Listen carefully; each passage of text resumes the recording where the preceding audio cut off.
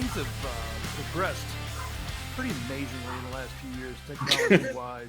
It's crazy.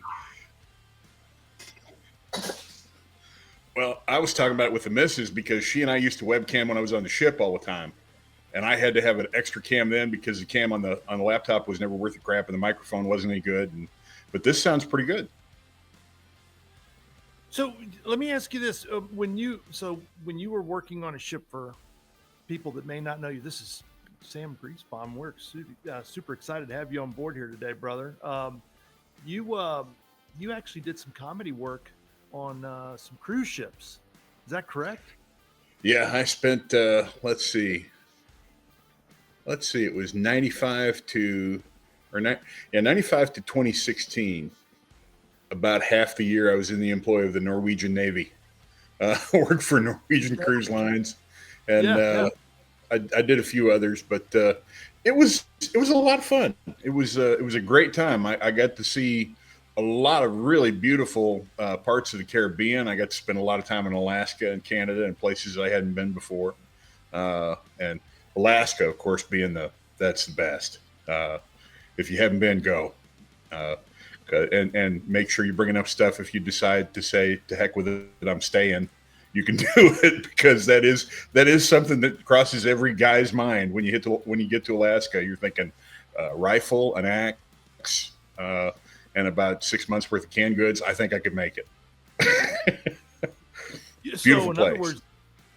words, people have done that going to Hawaii. They've flown Oh out to yeah, Hawaii and they yeah. said, call back, sell everything, we're staying. But I can see the same thing happen in Alaska. Of course, it's a totally different experience, totally different person. But yeah, you or I, oh, yeah, most definitely. There was a place right off the pier in Skagway, and I remember there were logs laid out like steps up the side of this hill about 200 yards, and at the top of it there was a single story cabin with a big rock fireplace. Someone had set stuff up for a garden next to it, uh, and it was wide open, and it hadn't been used in 20 years. And I remember looking at it thinking, this would do. Oh, It was just sitting there. It was abandoned. yeah, There was yeah. nobody. Right, right. The problem is Skagway, the weather gets so bad in the wintertime that the vast majority of people that live there leave. They're there for the summer. They're there to do their shtick. The Soapy Smith, the Trail 98, the White Pass and Yukon Railway, and once the summer's over, they get on a boat and go to Seattle, or they get on a boat and go to Anchorage, or but the weather there is just too awful. It's Just right too there, brutal. right there at the base, headed for the Yukon territory, and oh, it's beautiful. That sounds amazing. That happens in Wyoming a lot. There's a lot of Californians and folks, even Coloradans, that moved to Wyoming over the last half dozen years or whatever. And because of the isolation, it's beautiful. There's not very many people. It's very conservative, but the winter's just too brutal. It runs them out by Well, I spent February. They're done. I spent let's see, 78 to 90.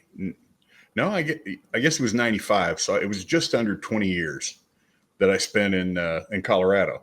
Uh, Lived in Georgetown up in the mountains for 3 or 4 years, and moved down to Aurora on the east end of Denver when there was nothing there. And finally, about 95, the California influx had gotten so bad that I said, I'm done. We had gang scrawl in our neighborhood. We had drive-by shootings and kids getting snatched out of yards in the area I lived in, thanks to the 90,000 residents of LA who settled on us like locusts in about 6 months in the 90s.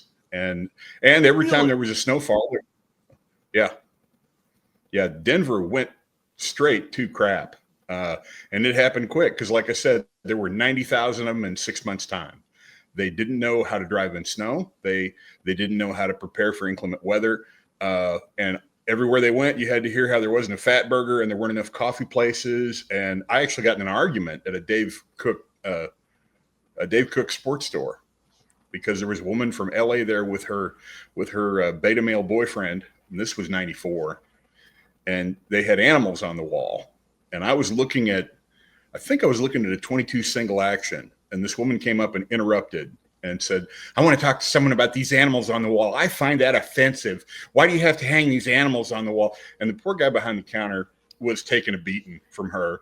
And his manager came out, and his manager was taking a beating. And I finally tapped her on the shoulder and I said, excuse me, I don't know where you're from, but Colorado is a state that generates roughly 60% of its income at that time from hunting. People come here to hunt.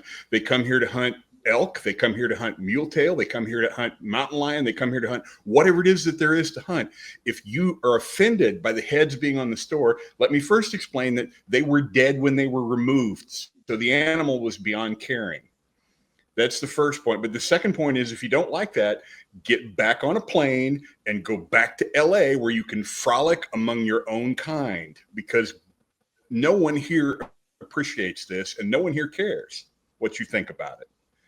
And she sputtered a bit and she looked at her boyfriend and he looked, huh? I was going to say, did you drop the frolic word? Yeah, I did. I dropped the F word. I said frolic. But it was great because behind the counter, there's a manager and a salesman going, trying not to laugh. She is furious. And she turns to look at her boyfriend, and her boyfriend looks at me and looks at her like, I don't know. So she smacks him on the shoulder and they took off. And then we had a nice giggle about it. But the problem is there are more of those people there now than there are the people that actually grew up there. And that's a shame. It's a beautiful place, but it's not where I spent my formative years, which is sad. It was a great place. So what happened? You said you were very specific about this. You said 90,000 people in about 6 months. And what year was this? Like in the later 90s or what? Happened, I think it was 93 to 94. It was after the Rodney King issue. After the Rodney King riots, and people started realizing it. Well, you had the Korean shopkeepers who were up on the rooftop defending their businesses because they can't get insurance anymore because they live in an area that's constantly getting looted and burned. And I think when a lot of people saw that, they were like, well, we'll go here that it's safe. It's safer, but they bring it with them. They're have you ever seen a hay ring? Hay ring? Yeah. If you have cattle out in the pasture, yes, they make those big metal rings. Yeah. Yep. My grandpa bought one of those when I was about 11, 12. And I said, what's the point of that? Because we'd been slinging hay down along the hill and the cows would just come up and get it. And Grandpa said, if you don't put the hay in the ring, if you have more than 5 or 6 cows are stupid. And they're not smart enough to know that they need to eat the hay without standing in the middle of the hay and crapping all over the hay that the other cows have to eat. Right. That's California. That is a great analogy. Yeah. Well, he was a sharp cat. I had 3 great grandfathers. I was blessed to know my great grandfather, and on my father's side, my grandfather on my father's side, and my grandfather on my mother's side. And they were all dangerous old geezers. They were old school? Beyond old school. It took me years to figure it out, but during Prohibition, my grandfather and great grandfather had a charcoal pit where they made charcoal, and then they sold that charcoal up and down the Mississippi River, anywhere from Chicago to Memphis, depending, by carrying it on a truck that was covered with hay. And I remember asking Grandpa what proof that hay was, and he started laughing. My maternal grandfather, he didn't make corn liquor. He made bathtub gin, and he only had one customer. There were guys on the government boats that were coming through to break up the stills, and they had a card game every week, so they'd come to him and buy a gallon of gin. Okay, so where did they live? I'm assuming they're east of the Mississippi. Where did they live? I was born in Northeast Missouri, right on the Illinois-Iowa line up in the northeast corner. I lived in I was born in Quincy, but as my buddy McKelvey said, nobody stays in Illinois. You shoot the spotlight out, cut the wire, and escape as fast as you can. We lived on the Missouri side, and my grandpa Kenneth, my mom's dad, he was down by Rensselaer and Hannibal, and the other side of the family was up by Palmyra, Taylor, Maywood, LaGrange, right across from Quincy, Illinois, which was the largest city in the area. Yeah, that's But Tom yeah, Sawyer I come country. from, yeah, exactly. Mark Twain Cave and Mark Twain Lake, all that stuff. I come from a long line of hard-headed hillbillies. Hey, listen, brother, you're talking to a banjo picker. I'm hillbilly. I love the Ozarks. That's why I was wondering where you were saying. I'm trying to the Appalachian or close to the Ozarks or where when you talk about corn liquor and running charcoal, I'm thinking probably some of my peeps. Most likely. My great grandmother, her people came from Kentucky and settled in Northeast Missouri. And my great grandmother is the only woman I've ever met who looked a lot like Colonel Sanders. No kidding. It's true. She had the white hair. Her eyes were set the same way. All she needed was a goatee, you know. Sweetest, always constantly had cookies and homemade strawberry, blackberry jam or preserves for all us kids. And it's a great place to grow up. Amazing, right? Yeah. Yeah. Until we moved to town when I was 6. No, we moved to town when I was 8. But we had 80 acres out on Route P in Northeast Missouri. We called it Tick Ridge because every day spent in the woods meant an entire hour of checking everybody for ticks and making sure there wasn't anything dug in. Had cistern water that we had to have pumped in, had a wood burning stove. We had indoor plumbing though, so we felt like we were something. Real flushing toilets? Yeah. Now we had family that we couldn't rub it in on them because you don't want to pick on them people what ain't got. If you're visiting them, you just get out there and you battle the wasps and the spiders and you look out for the water moccasins as best you can. Don't take up too much of the catalog. Oh my gosh. Yeah. The Beverly Hillbillies is educational TV. My grandparents actually thought that the Beverly Hillbillies was just a reality show. We watched Hee Haw and we watched the Beverly Hillbillies religiously. Sam, you're singing my song. I'm not kidding when I say I play the banjo. I remember when I was a little kid, we went to Branson, Missouri before Branson, Missouri exploded. It was back then it was just the Baldknobbers and the Presley family. Yes, exactly. So the very first show I saw in Branson as a little kid, there was the theaters. You had the Presleys, you had the Baldknobbers. There was one called the Plummer family that was gone about 3 years later, and somebody big bought them out. But this was right there on 76, and right before it got big. There was only 6 or 7 theaters, and then of course you had Silver Dollar City, Shepherd of the Hills, and that was about that. That was it. But it was taken off, and I remember going to Silver Dollar City as a little kid, and watching those little. This is back before it's not the same anymore. Today, it's nothing like I miss the old Silver Dollar City. Well, we were there last year. We took the kids last year. What kind of time did you have? Was it good? Yeah, we had a blast. We stayed in this hotel and we made arrangements. And I had no idea. Directly across the street from us, there's a big sign for Gary Carson, a magician that I worked with extensively on cruise ships.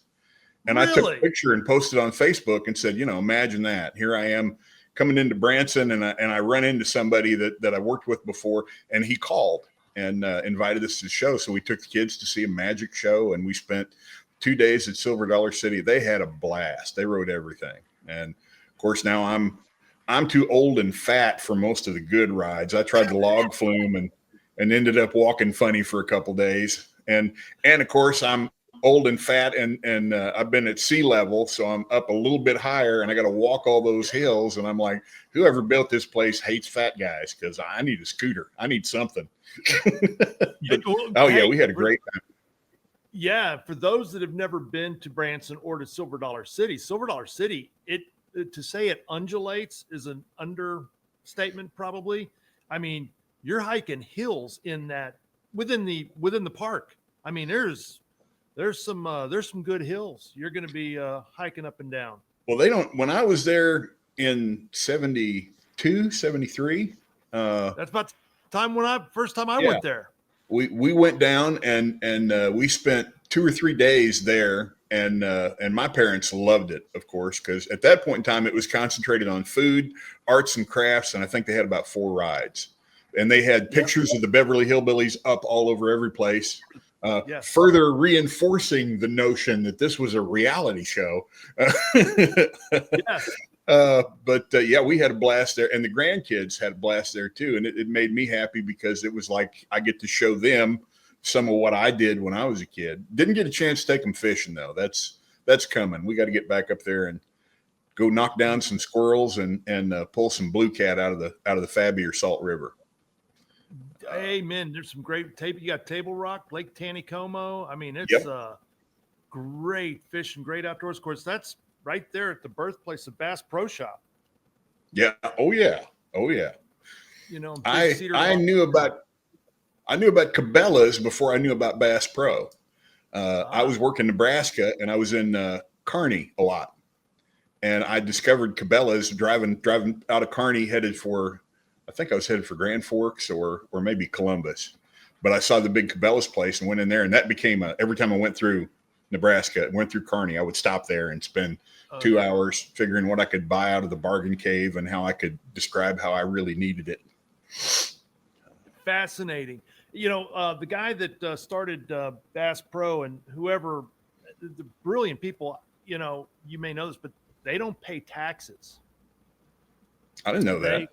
Yeah, they don't pay any taxes because their stores are actually labeled as museums. And they don't pay taxes. Hang on. Let me write this down. What if you had a museum and you were a minister? Would that help? Seriously, it's pretty awesome. Now, some people get mad at that. I'm like, why would you get mad at? Oh man, brilliant. Okay, let's Sam. We need a museum. Any ideas? I have a great one. Yes. I have tried to talk to. I live down in Brazoria County, and Brazoria County was the original. West Columbia is where the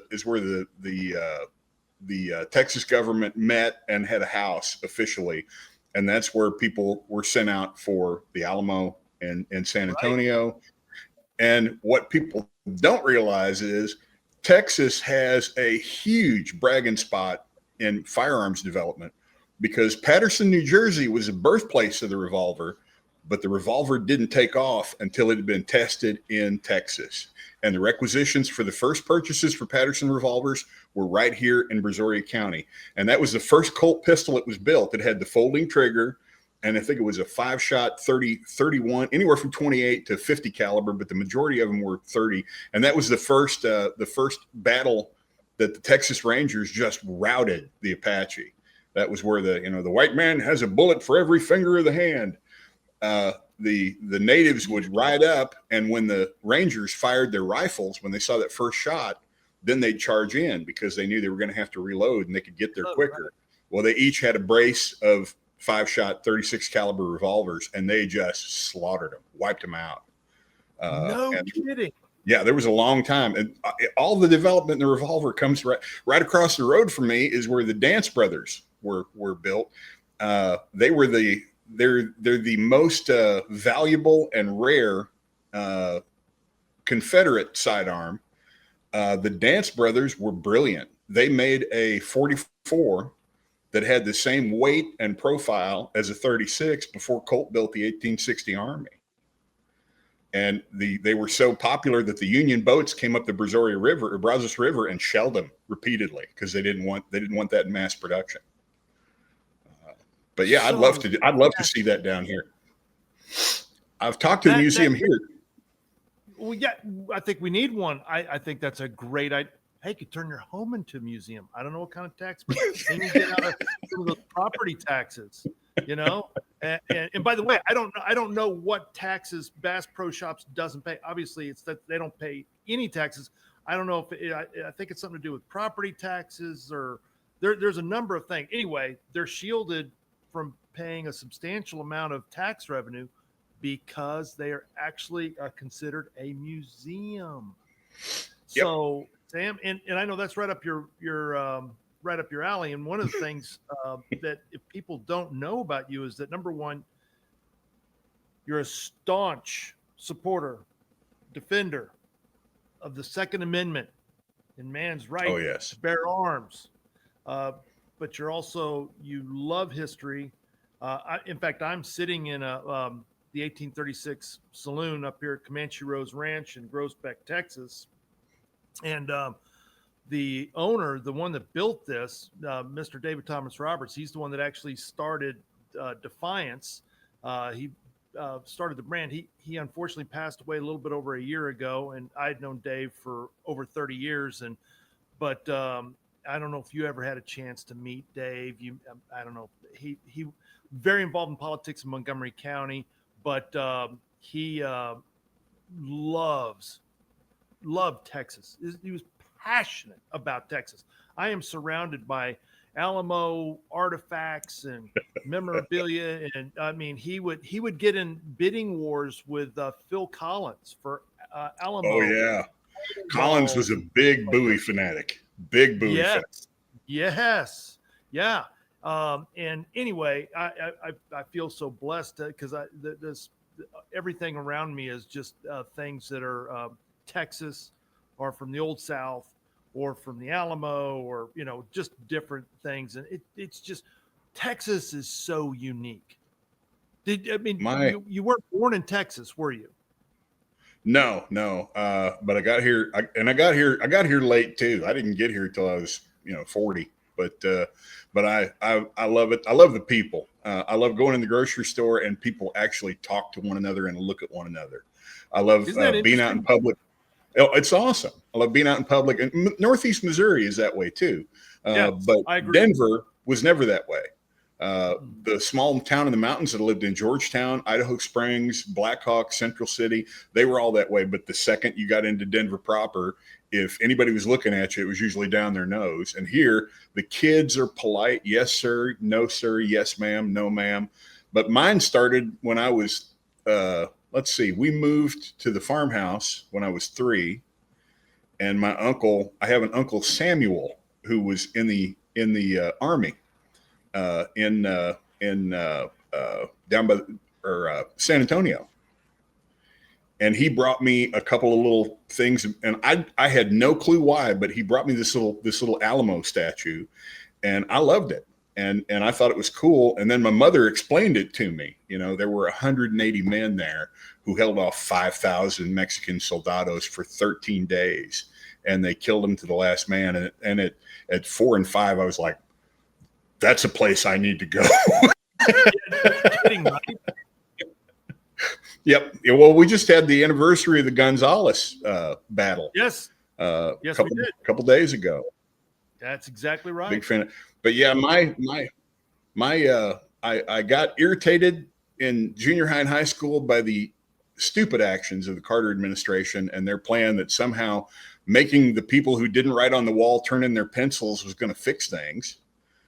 Because that's what gun control always boils down to. Well, we need to punish the people who didn't do anything, and that'll fix this. In what universe does that make sense? Where has that ever worked? If you want to disarm the populace, it's not for their safety. It's for your safety. Always, every time. There's always a hook in there. And I'm amazed that people don't. But I really went full bore when Bill Clinton took office. And when he stated that all of us that own guns needed to find another hobby, mine became politics. That combined with greetings to you conversationalists across the fruited plain. Yes. Rush Limbaugh here, ensconced behind the golden EIB microphone. I discovered Rush in 1987 because hang on, stop. Yeah. Dude, did you that was amazing. I'm sorry, I didn't mean to interrupt you. No, Sam. I miss him so bad, so too, bad. bro. I just wish. Hey, wait a second. That's awesome. That was amazing. That was amazing. You may have some talent on loan from God, Sam. That was great. I'm serious. I was like, I'm watching you. You've got it. I mean, that was. Yeah, I haven't been able to get into the new show with Buck Sexton and. My problem is they both admit that they were former government, or at least one of them was a former government operative. Whenever I hear that, I go, "Oh, well, then you're not going to be feeding me anything but BS. So why would I listen?" Yeah, Buck is he was an analyst for the CIA. Now he was always conservative. The other one was a reformed Democrat.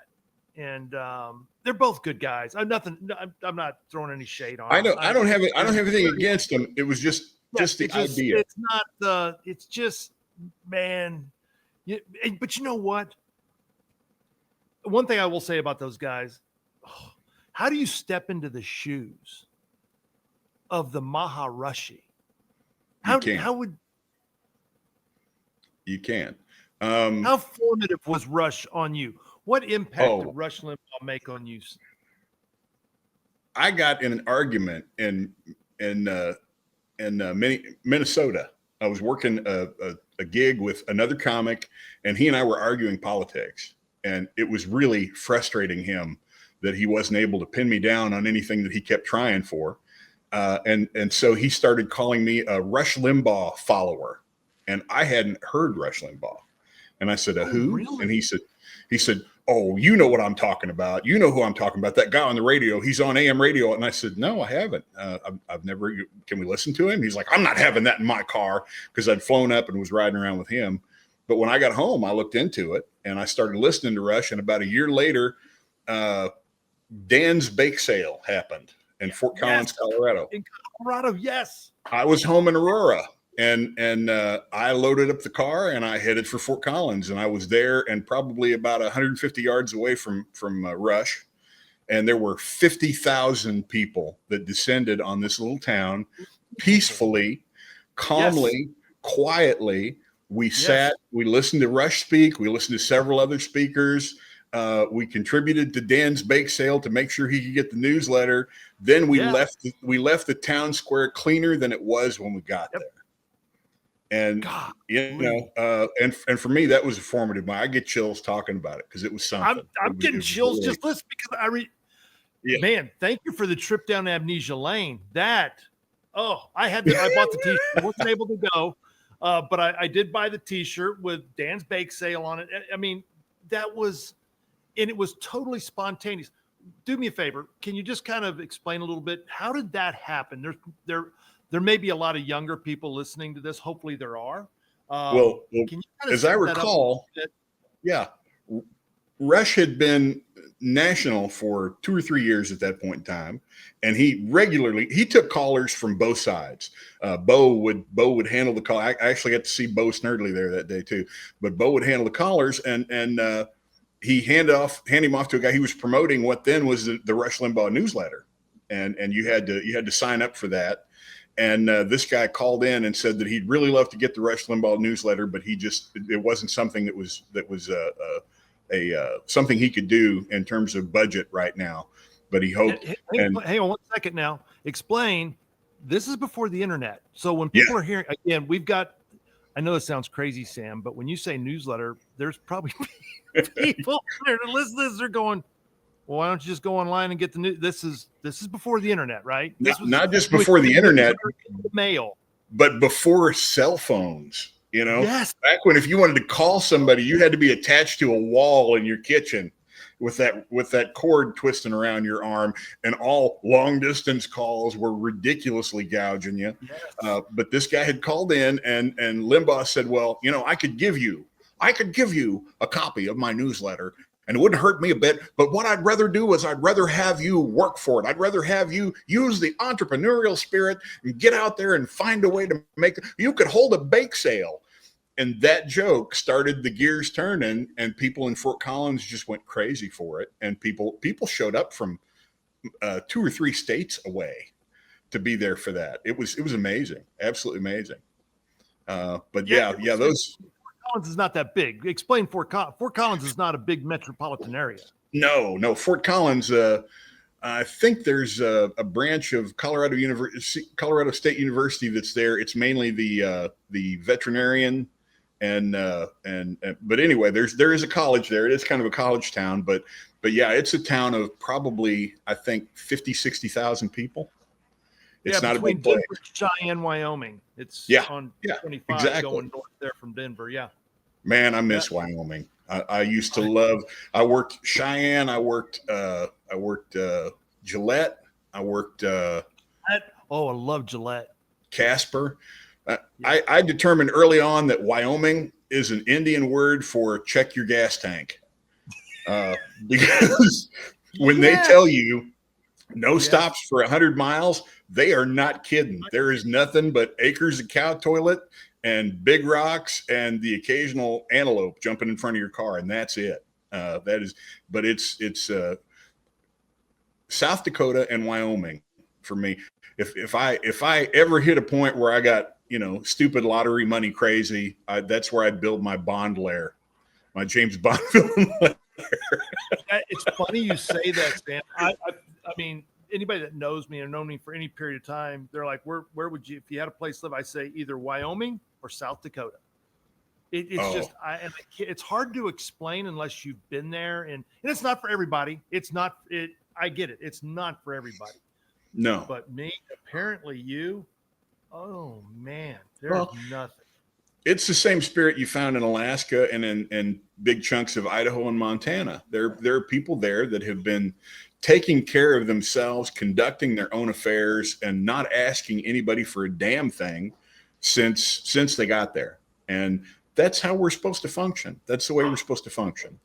If you need help and your neighbors throw in, that's one thing, but you don't immediately turn everything over to the auspices of government to enact the solution, because quiet, you little monkeys. The guard chihuahuas. Come here, dummy. Come here, Bitsy. Hang on. Oh my God, that's funny. Okay, yeah. Doodlebug is the one that wants to get in the picture. This is my officer's model dachshund, or my officer's model Doberman. You can see the coloration, everything. That's a concealed carry Doberman. You can slip that in a bag. Yeah. Concealed carry Doberman. Is that a typical Chihuahua? In other words, if you're not the owner, you're going to lose a finger? Yeah, actually, she's pretty decent with people. Really? We had 4. We've lost 2 of our Chihuahuas. We lost Butterfly and we lost Lexi. We had one that she passed away beginning of the summer. She was 19. She was part Chihuahua and part blue heeler. She had one green eye, one blue eye. She had big muscular blue heeler chest and big muscular blue heeler jaws and a tiny little Chihuahua mouth and teeth. Really? And she was modeled. She was that piebald color, black. How big was she? She was the biggest of the 3. She probably weighed about 11, 12 pounds. Oh, so she wasn't bigger like an Austrian. No, she just looked like a Chihuahua, except she had the coloring, she had the mask, and one green eye, one blue eye. And if anybody tried to lay a hand on any of the grandchildren in her presence, God help them, because it looked like her jaw started where her tail. Great dog, absolutely great dog. But yeah, I love dogs in general. I like blue heelers, German shepherds, basset hounds. But the wife and I have become confirmed Chihuahua fanatics, and they're good little dogs. But they're such a pack that the only thing they really worry about are other dogs. So if anybody brings another dog around, they get all snarly and nasty, which is dumb because other dogs would eat them. But you can't convince them of that, because as far as they're concerned, they're 10 feet tall and bulletproof. Well, yeah. You know what's funny, Sam, and maybe you've noticed this or experienced this, but you have some hillbilly blood in you, and people around the city and people around Houston or LA, especially LA or New York, they have a little bit of a different attitude about dogs than we do back in the Ozarks or in the hills or Appalachia or, you know, we don't, we never shaved them up in little balls. No, When, no. I don't know, what was your experience when, you know, you lived out in the country? And I mean, I had at the age of 3, my parents found a German Shepherd that had been, I'm not sure if it was police or military trained, but it was the smartest dog I've ever been around. And we had the 80 acres. And of course, I had free roam of it. There weren't any fences, and there were 2 ponds that were, you know, not far away from the house. The dog would not let me go near those ponds. If I started heading for the pond, it'd circle me and bark. And if I wouldn't stop, it would grab a hold of my shirt or my pants leg and drag me back. And really? one time at 4, I got the bright idea. I had one of those great big diaper pins. I don't know where I found it, but I decided that Duke, the German Shepherd, needed to have his ears pinned together. That'd make him look better. I was wearing a horrible 60s area Hans Brinker and the Silver Skates sweater that was red and white and just hideous. And I actually poked the dog in the ear the first time, and he jerked away and growled at me. And I went, no, it's okay. And it came back, and when I poked him the second time, he went up my arm from here to here, chewing on it. Never pulled a single bit of yarn out of the sweater. Never broke the skin. My arm was bruised from there to there, but he didn't want to hurt me. He just wanted to make sure that I understood that I was not to do that. No kidding. Oh, I've had some great dogs, and yeah, they're family. You know, they're yeah.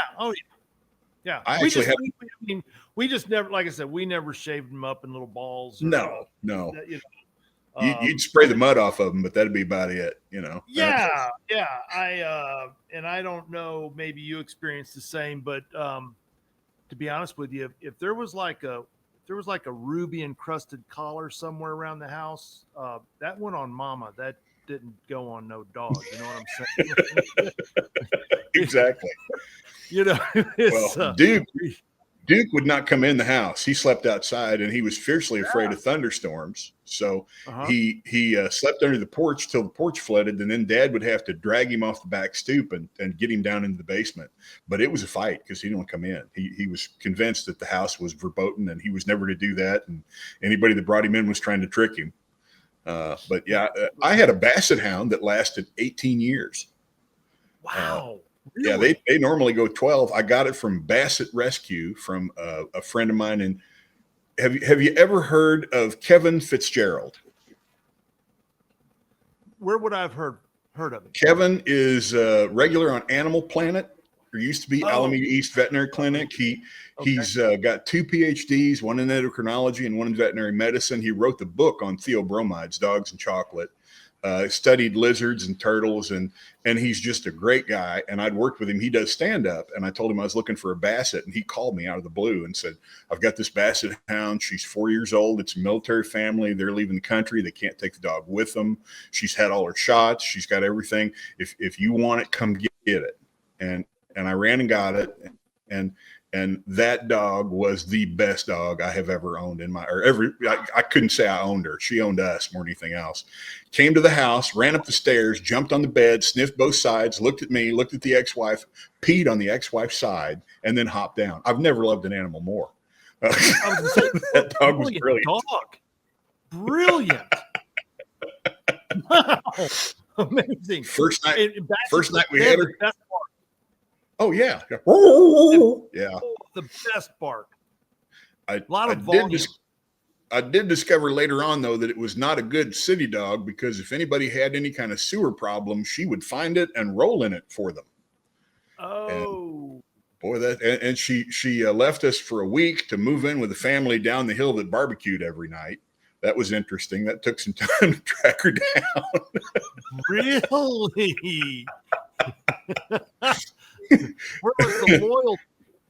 Oh, it was an elderly African-American gentleman. And when the dog ran to the car, he came down and he leaned in the window and he said, "Is that your dog?" And I said, "Yes, sir." And he said, "That dog loves barbecue. Can't get that dog off the porch when we're cooking." And she also would go down to Hardee's down the hill. We were living in Hannibal, and she would stand in the parking lot and mooch. She'd get people to give her hamburgers or fries, and she wasn't supposed to be any of those places. Had a fenced backyard that she wouldn't stay in, but great dog. Never loved an animal more. That's interesting. And you mentioned this Kevin Fitzgerald. He was on Animal Planet, a veterinarian, but you knew him through stand-up. The stand-up comedian. You guys, of course, Joe Rogan has really put stand-up on the map. I mean, like, people know more about stand-up today, probably due to Joe Rogan than at any time. But it is such a fascinating circle of individuals. I mean, that's where I first met you when you were working at Tommy's Garage as part of the panel there. But how in the world did you get involved with stand-up comedy? Well, I spent a lot of time in the principal's office and had a lot of teachers hang the class clown moniker. I actually got thrown out of a class on wilderness survival when I was in high school because the teacher was talking about survival clothing, which I thought was just dumb because, you're not going to end up surviving in your special survival clothing. You're going to end up surviving in whatever you have on when the balloon goes up. And she braced me with, well, since you're not paying attention, maybe you can tell me what the basic purpose of a turtleneck is. And of course I said, well, I would think it would be to keep the turtle's head away from its body. And so then I was at the principal's office. What are you barking at back there? Why would you be at the principal's office for that? I mean, she was jealous. Because I was less than she was. I got to find out what they're tearing out. Give me just a second. Go ahead. Yeah, go ahead. Hang on. I'll let them out because they're no problem. They're getting rookie doodles. Not a problem at all. What are you doing? What? Out. Outside. Yeah. Park outside.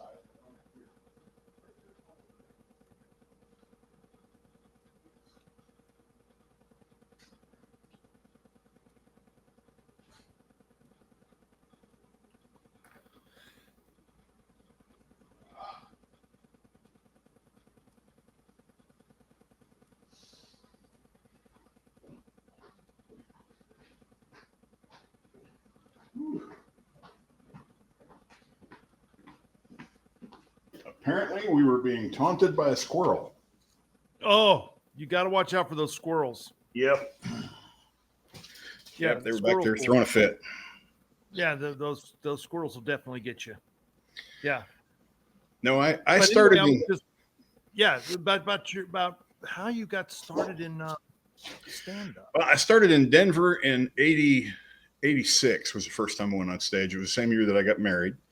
I was pushed by my. Tell you to do it? Did somebody say, Sam, you're freaking hilarious? Have you ever thought about doing stand-up? Or I had several people that pushed me toward that, and my ex-mother-in-law was constantly, because we would sit around the kitchen table and I'd make everybody laugh, and she said, you need to do that on stage. And at the time I was working for AAA in Colorado as part of the emergency road services dispatch team. Yeah. Hey. I drove a tow truck for a couple of years, then ended up being a dispatcher because I actually knew the area. But I started at McKelvey's Comedy Club in 1986. They gave me 3 minutes and it worked. And I started coming back. And when I got 15 minutes together, actually, when I got 5 minutes together, they were having me open. And I needed 15 for that, so I had to write really quick. And when I got to the point where I could open, they bumped me up to feature, so I had to fill 30 minutes. And once I got to there, they bumped me to co-headlining at 35 and 40 minutes, and then closing the show with 45 to an hour. And by that point in time, I had it. But I was so fortunate in Denver in the 80s, from about 83 to 88. There were stand-up venues everywhere. And the comics were actually treated really well. I remember doing stuff on Virginia, going into Virginia Beach, and they would meet you with a limo at the airport, even if you were an opener. and take you to a nice hotel and run you back and forth and of course, by the time that had been done for about 5 years, instead it was catch the shuttle bus. You know, you're the idiots this week, so you catch the shuttle bus and go down to the Motel 6, and we'll send one cab for all three of you at 7:30, or just drive in, which is mainly what I did. I did a lot of one-nighters, but yeah, the open mic microcosm in Denver was awesome because you could do stand up just about every night of the week and make what $5-10 for gas. What's why that? Denver? I mean, what was it about Denver that created an environment for a lot of comedy clubs or stand up? I mean, what was it? Well, it started with Nichols and George McKelvey. McKelvey had come from LA. And he had done the Tonight Show, and he had done Smothers Brothers, and he had done several episodes of Gomer Pyle. He was in the movie The Duchess and Dirtwater Fox, and he was another cranky, irascible, dangerous old geezer, and a lot of fun to hang out with. And he loved his scotch. But he moved back to Denver, and he went in with Nichols to do the Comedy Works downtown, and the Comedy Works started pushing him out, so he took a loan. And he set up his own place, and it was still in Denver, but it was on the southeast end. There was another club in Colorado Springs that opened, Jeff Valdez's Comedy Corner, which is still there. I think now it's called Looney's. And so we had 3 comedy clubs that were within 90 miles of each other, and then we had one-nighters that went everywhere. Fort Collins opened its own Comedy Works eventually. That didn't stay open that long, but it ran for several years. I had a lot of fun shows up there. Spent a lot of time all over Wyoming, Nebraska, Kansas, Utah. Utah had some great rooms. I don't know what's out there. We're at in Utah, other than Salt Lake City. Well, let's see. What was it? It was outside of Salt Lake City. What was the name of it? The comedy. Provo or? No, it was a comedy circuit in Midvale. Midvale, okay. And there were a couple other clubs I did there, but the Midvale rooms were the most fun. They had a weekend in a ski resort up there that was built in the 70s, and it was all cement construction. I swear to God, it looked like you were arriving at Berchtesgaden. All it needed was some of the big flags hanging down. No kidding. Was that Park Oh City? Yeah, maybe. I don't. It's been so long ago. God, that was the early to mid 90s when I was doing that. And then about 95, I fell into the cruise ships and did that. And I did a lot of the Nashville network. I was on Primetime Country, Music City Tonight, Crook and Chase. Met a lot of great folks there. I got to meet a hero of mine, Ray Stevens. Oh my gosh! I got great to panel in Branson, by the way, too. Oh yeah, I got to panel with him. And did you really? Yeah, he's a hoot, and I got to work with. Look at that! There he goes. Look at that! Look at that! Yep, I got to work with both of the Duke boys. John Schneider, and Tom Wopat were both hosting shows that I did, and that tickled me to no end. I had a lot of fun down there. But yeah, and then I went straight to cruise ships. You like that better than dispatching for AAA? Oh, greatly. a whole bunch. Working for AAA was a lot like being a police dispatcher. Everybody you talk to is already having a horrible day, and they're not happy about anything. And no matter what you do, it's not going to be fast enough or good enough. And we had a huge number of diesel Volkswagen Rabbits in Denver in the mid to late 80s, and I don't know why, but we must have towed 50 to 100 of those every day. Those were the most broke down prone cars I've ever seen in my life. You could just look at them and they'd fall apart. No kidding. That's fun.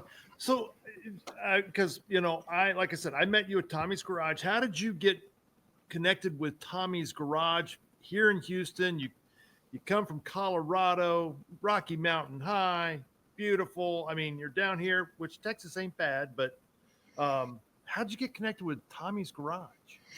Well, I had a buddy, Tim. Oh man, I can't remember Tim's last name. Tim had been the comic on Tommy's, and Tim was getting ready to head for LA, and he's done quite well out there, and he comes back from time to time. But I met him I went to a local open mic night, which was not what I was looking for. And he said, "Hey, there's a show that I've been doing, and they're looking for comic. And why don't you come up and catch the show? And then you can come back up and set in." And I did. And before I knew it, I'd been on panel for 7 years. No kidding. Oh, I love the format. I love working with, man, Rosie is just a nut. Rosie Rosencrantz. Yeah. The fun part is Rosie is from Illinois originally and grew up around Chicago. And it tickled me because Rosie is exactly like half of the uncles that I had. There was always some kind of tinfoil hat crap being discussed, and space aliens killed JFK, and it didn't make any difference. Yeah. My uncle Tom, who sounded like a slightly more intelligent version of Sling Blade and had spent time in Korea, some of the stuff he would come up with, you just look at it, other people would buy into it, but I was always like, I don't know. I'm like 8 going, that sounds kind of sketchy to me. I think I'm going to want to see some documentation on that. But yeah, it was like old home week for me. And Mike Rayo, super good guy, super funny. Love Tommy, very funny. And everybody that I worked with there, all the Senorita Fuegos, Jamie and Kevin. Yeah. I've made lifelong friends with those folks. Don't see them near as much as I'd like to, but we had some real good times. But for those that don't know, your show, did it start out on the internet or did it start out on network TV? I know you guys ended up on network TV, but it started out, I think, as a public access show, and the local Fox 26 station told him, "Hey, if you'll do this, we'll air it at 1:30 in the morning on Sunday. Late Saturday night, early Sunday." So Tom did, and we kind of established a beachhead and a following there, and a lot of people were DVRing it, and the ratings started going up.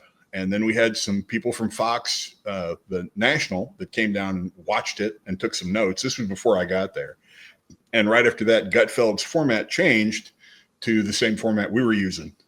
And shortly after that, hang on. There's more of a story here. Yeah. Back up, kind of flesh that out a little bit there. There's a little more. Are you able to? I mean, because I know there's some stuff that went on there. I haven't signed any NDAs with anybody, and I wasn't there when it happened. So admittedly, This is secondhand or this is not firsthand information for me. This is the way I've heard the story told. It's possible that that's not exactly how things happened, but it's an awful big coincidence. We had established a show. Our ratings were starting to go crazy. They had some people from the Fox network come down, watched the show, took notes, hung out with Tommy, talked with him about how long he'd been doing the show. They went home, and shortly after that, the Fox local station canceled us. And then he heard from people that he knew at Fox. See, Tommy was married to Brenda Butner, and Tommy had spent a lot of time on the fledgling Fox News network. So he was on talking about real estate and other things, and he still knows people there. And the people that he knows there told him, they got rid of your show because you were providing competition for Gutfeld reruns at the 1:30 a.m. Your ratings were doing better than his were.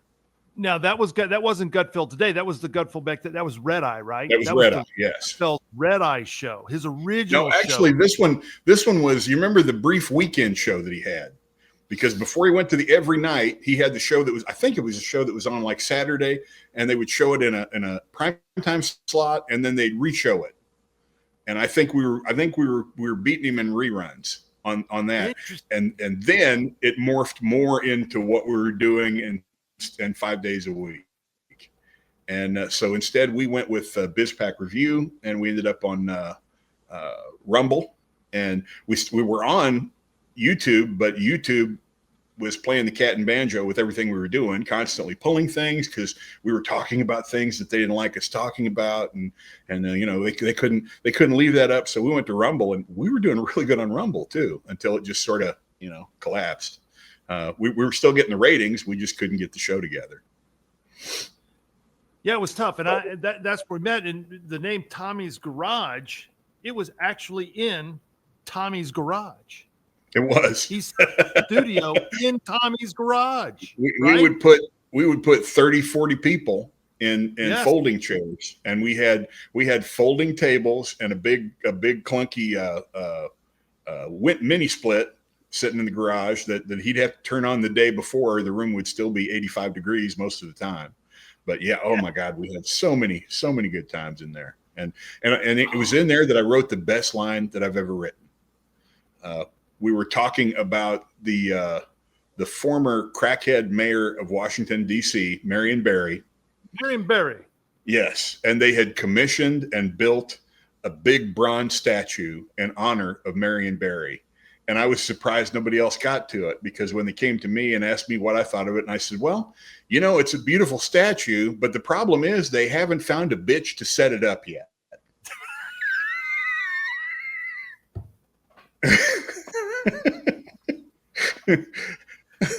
I'm fiercely proud of that one. Oh God. And that's good. Once again, as part of the Wayback Machine, for our younger listeners who may not know who Marion Barry was busted while governor of DC, or while mayor of DC, for smoking crack cocaine with a prostitute, and caught on camera. And his last words as the cuffs were slapped on were the bitch set me up. So it brought it full circle. It was a Hakuna Matata moment. And of course, that was one of Chris Rock's famous comedic lines. Smoke crack, got his job back. Yep.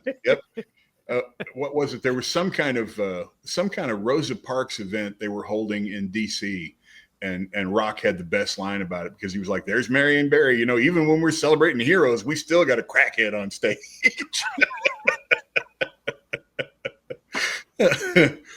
And lest anybody think that I take any delight in any kind of racial profiling, look at me and watch any rural episode of Cops, because it's almost always somebody who looks like me with a mullet going, "Oh, I didn't mean to hit her that hard. I didn't," it's always so. Doesn't matter who you are, doesn't matter what the melanin content of your skin, somewhere there's an idiot who looks like you who's going to make you go, "Oh man, why would they show that? Oh God." That is so true. That is so we could tell some hillbilly jokes. I'm sure you have written plenty. You said something earlier.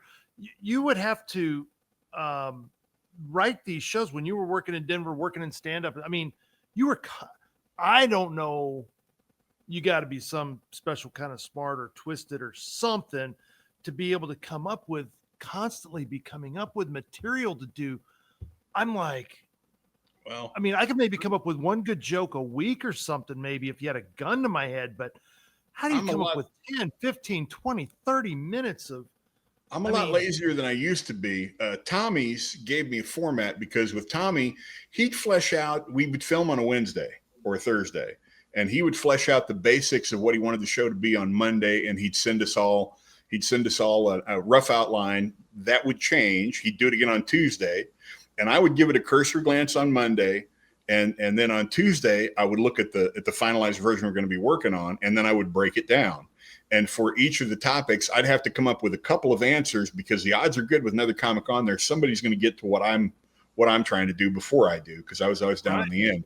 But the thing with me is my mother's side of the family were, let's see, how should I describe them? They were French, English, Cherokee, warrior, poet kings.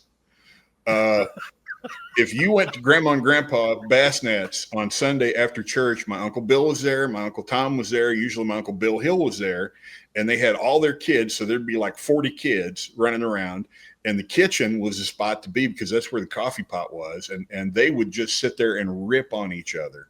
And I still remember being 6 when Pringles came out.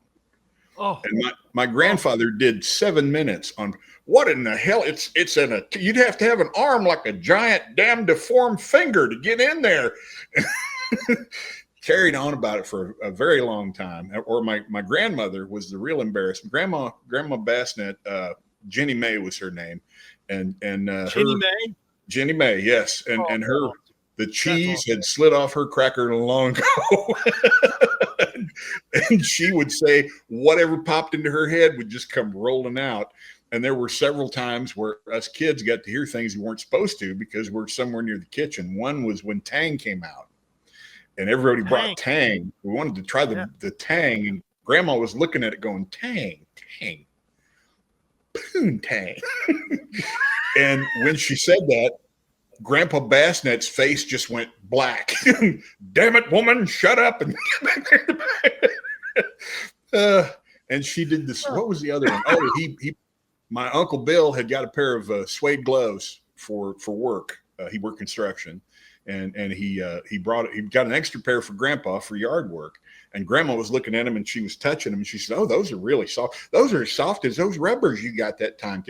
Damn it, woman! And then she'd every family gathering had at least one moment like that in it, and they were all quick as could be. And if you weren't fast around them, you'd get cut off at the knees. And so it was a great training ground. I didn't know it at the time, but that's what I was doing. That is so funny. It sounds kind of like right out of the pages of J.D. Vance's book, Hillbilly Elegy. If you've ever read the book, it kind of sounds very. But of course, that's sort of from that. That's kind of the culture that Midwestern to the hillbilly side. The difference is we didn't have meth, we didn't have crack, we didn't even have cocaine back then. But there were a lot of people that were drinking way too much. And after World War II, and they handed out all the speed to soldiers, you could get White Cross just about any truck stop, and there were plenty of people that got fried out on that. But it wasn't as bad. Usually the family would step in and take care of them. And I didn't have any family members that had any problems with any kind of illicit substances, but boy, I had a bunch that could drink and did it to excess, and it cost them, but they were still fun to be around. They were funny. You mentioned something right there. This is so interesting. There's always been substance abuse since the time the Indians found peyote, since the time the Egyptians started brewing beer, since the time, we've always tried to figure out a way to medicate ourselves or whatever. It's nothing new. What's different, and you just kind of hit on it. I don't think you realize you hit on it. Once the government got involved with all this stuff, it all went to Shiite. We used to govern ourselves, Sam, families. There's always been these problems and issues, but until government became the big daddy here, dude, look, if Uncle Bill if this is starting to affect his family, the rest of the family got together and had a little come to Jesus with Uncle Bill. Is this true? I mean, is this kind of your recollection? Is this kind of how we used to? 100%. 100%. And the people that were alcoholics were functioning alcoholics. Most of them understood that you could drink the night before, but if you went to work, by God, you better be sober. If you had beer on your breath or whiskey on your breath, you were going home and you weren't coming back. Because especially if you're working construction, you can't be around heavy equipment and not have control of your faculties. But yeah, it's whenever the government gets involved, I think you would call them the feces fingered Midas. Everything they touch is going to turn directly to a big pile. And you don't have to look any further than the education of our children. Once the Department of Education was formed, it all went straight south. I think we were probably part of the last generation to actually get a useful and meaningful education. And still, by the time I got to high school, I felt like it was really repetitive. It was all, dates and bloodless. It was well on its way of just being horrible. But I think you and I were probably the last people that had at least had to take a civics course before we could graduate. Yep. Which I do remember. Mrs. Morgan was my civics teacher. It was one of the only classes I really actually paid attention to or actually liked or felt like I got anything out of. And that's why I remember her. Everything else, it was like I hated school. But you're right. I love the description. The Midas feces fingers. Feces fingered. Well, actually, that's kind of a lifted from Ace at Ace of Spades. I don't know if you follow, but he refers to the S-fingered Midas whenever he's talking about Democrats. But I think the term applies to the government in general, because there's nothing the government does well ever. Anything that you need to accomplish, the more people you involve in it and the longer time they have to study it, the less will actually get done. That's proven. I mean, if you got a hole in the dam, you don't form a committee. You get a bunch of guys with shovels and sandbags, and you get out there and you get that thing patched. And then you figure out what you're going to do with the dam. But that's not how government operates. It's all, I need to hire 2 people who will hire 2 people who will hire 2 more people, and then we'll figure out how many more people we're going to hire. And that's what it always comes down to. The one thing government is good at is inefficiency. Yes. Inefficiency really and master inefficiencies. I mean, come on, Sam. Let's give credit where credit's due, can we? Well, not just inefficiency, but government in the past 30, 40 years, and probably before, I just don't have the frame of reference for it. They seem to exist to create problems and then come up with inadequate solutions to them.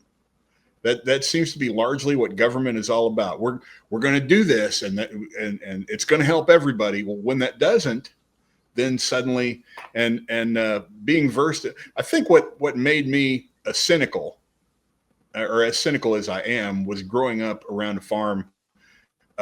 My grandfather always referred to the people that were involved in the agriculture offices as educated idiots. And that was a term that both of my grandfathers used frequently. These were people who had tons of book learning and no practical knowledge at all. And who was it? Was it Eisenhower that said farming looks mighty simple when you're in Washington and you're doing all your plowing with a pencil? And that's great. Yeah, they have no reference. They have no frame of reference for anything that they're doing. And when they go to legislate guns, it's the same way. The National Firearms Act of 34 or 36 is the biggest batch of crap that was ever foisted off on the American people. And it started because the Barkers and Bonnie and Clyde and several of the other groups were engaging in something called, get this, auto banditry. They were driving through towns, robbing banks, and shooting out the windows of their car. Seems like we have something like that going on today. But the difference was they were robbing National Guard armories first, and they were getting Thompsons, and they were cutting down the barrels on BARs. Yeah, the Whippet gun. So they wanted to stop that. So they outlawed machine guns, which up to that point, any Boy Scout troop could buy a pintle-mounted water-cooled Browning 30, and there'd never been a problem with it. Hang on. Again, we've got much younger people. I hope we draw a young audience. That's one of my dreams. Talk to you, because I think we will, because I think spring by that one. I think Charlie Kirk has made a difference in that respect. I think there are a lot of younger people who are finally starting to go, wait a minute, that does not make sense. Exactly. So reiterate and stop. Hang on, because I know exactly what you're talking about. There's a lot of people saying, explain that again a little slower. Prior to 1934, you could buy any kind of gun you wanted, up to and including belt-fed machine guns, and have it delivered to your house. You didn't have to sign for it. They'd put it on the porch.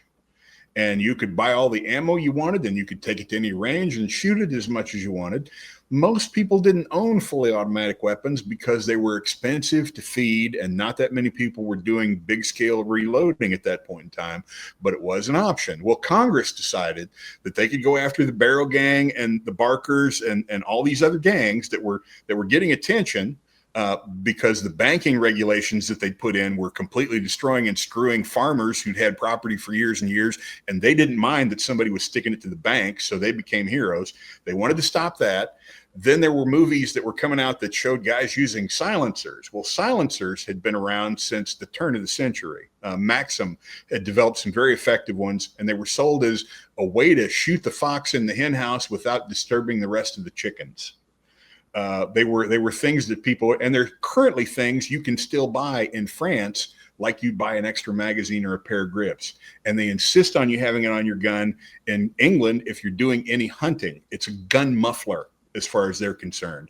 And it doesn't change the signature. But these guys thought, why, if these people have access to quiet weapons, they'll come here to Washington and kill us all, which had never been threatened. But they did away with silencers.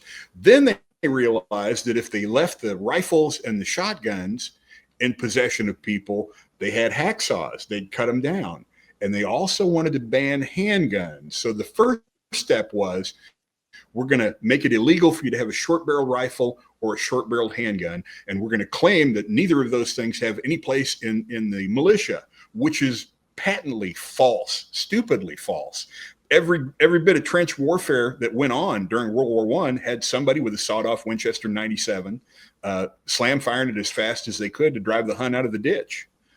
So it was all just made up, and they passed it, and we've gone along with it.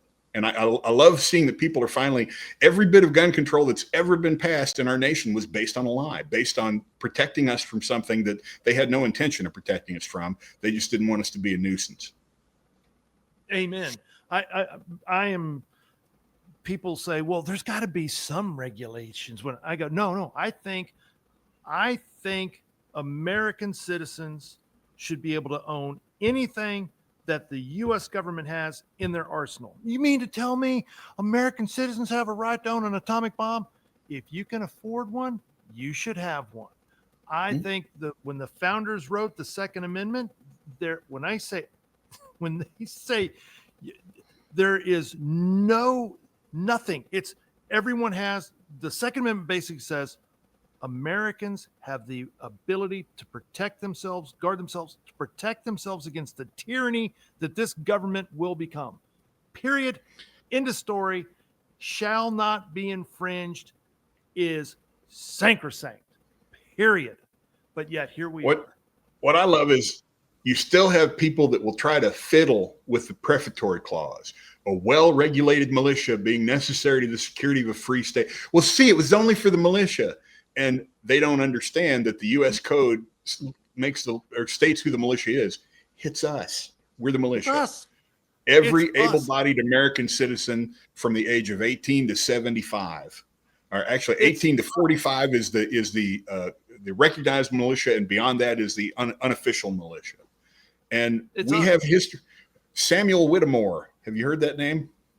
Yes. Was he? Go ahead. The name sounds familiar. I believe it was outside Concord. He was 78, and he was set upon by the Black Robe Regiment. Was he the past? No. I know. Okay. He was a 78-year-old crotchety old farmer who had 2 muskets and a couple handguns and a French sword that he'd taken off a dead Frenchman in an earlier campaign. And he crouched down behind a wall, and he continued to reload and provide fire on an entire company of British riflemen. And he did so much damage, they thought they had a company of riflemen firing at them. They caught him, they clubbed him, they shot him, they bayoneted him. He was 78 years old. Yes. They left him for dead, and he got up, walked to his house, patched himself out, and he lived to be 94. Yes, that's the guy. Okay. Yes. Amazing. Yeah. We need a lot more Samuel Whittemores. This gets me really worked up, and I have to, because I get extremely frustrated, not with Democrats, not with communists. I know what they are. I get extremely frustrated with people who call themselves conservatives or even patriots. They don't understand any of this, Sam. You got to have government. And I go, for what? Well, they got to do something. I even contend we don't even need a military. Imagine if America was America like the founders intended it, if everybody owned weapons and everybody, who would we would now we couldn't go overseas and start crap with people, but nobody would mess with us. Exactly. Nobody would mess with us. No, none. What was it? Was it Yamamoto who said, "I would never invade the United States because every blade of grass"? Yep. Yes. Yep. Exactly. I mean, okay, I'm maybe being a little, but I think an argument could be made. Hey, I'm right there with you. I'm an avowed libertarian, but I'm somewhat disappointed with the libertarians because, unfortunately, most of us love our liberty too much to actually bother to show up and vote, or do any of the campaigning or the things like that we need to do, or get our argument out there. I am at points Randian. I think Ayn Rand was definitely on the right track. We need to be self-regulating. Government, like Jefferson said, government is best which governs least, and it should not be a career ever.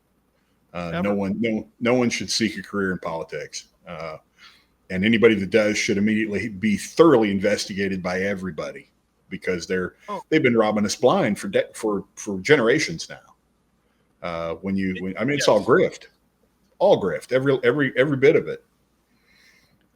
There's people making tons of money in politics today, Sam, and I'm talking about not even governors and presidents and Congress. I'm talking about lower level state. I don't think people quite understand how these people make money as politicians, but they're cleaning up, bro.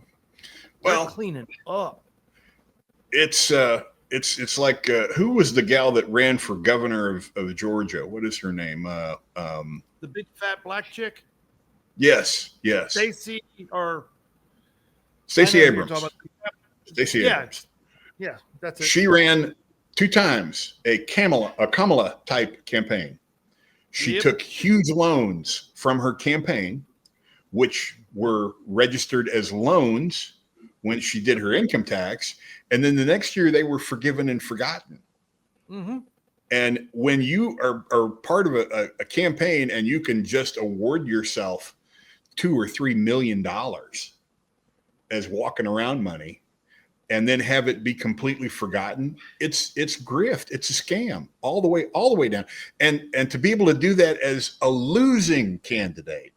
Exactly. And then you look at what Biden and the Clintons had done overseas. I mean, we knew the Clintons were crooked as a dog's hind leg. We all did. Everybody knew that. Even the people that supported him understood that Bill had a zipper problem and his wife was. Whoa! What are you? Sam? Whatever do you mean? What kind of rumors are you starting here? What? And Bill, if you're upset by that, I'm really sorry. You might want to put some ice on that. You'll probably feel better. Nice little to our friend. I'm friends with her on Twitter. Me too. Absolute sweet lady. I'm friends with her on Facebook. But yeah, it's always been about grift. We knew that when the Chinese were giving money to Al Gore in the 90s, and nobody wanted to talk about it or look at it. And if you don't know what's been going on with Ukraine and the Democrats, well, not just the Democrats, there's Republicans too. Our problem is not Republican versus Democrat. Our problem is progressives. And that's who the enemy is. Progressives are out to line their own pockets, and they want to keep their foot on your neck while they do it. That's always been the play. And they're good at it. Oh, they're really good at it. They understand how easy it is to throw that money around and how much they have to throw around to make sure the right people look the other way. And we've let them do that for way too long. We've been programmed, Sam, and I don't think people quite understand. And there's different terms. I mean, progressives, Democrats.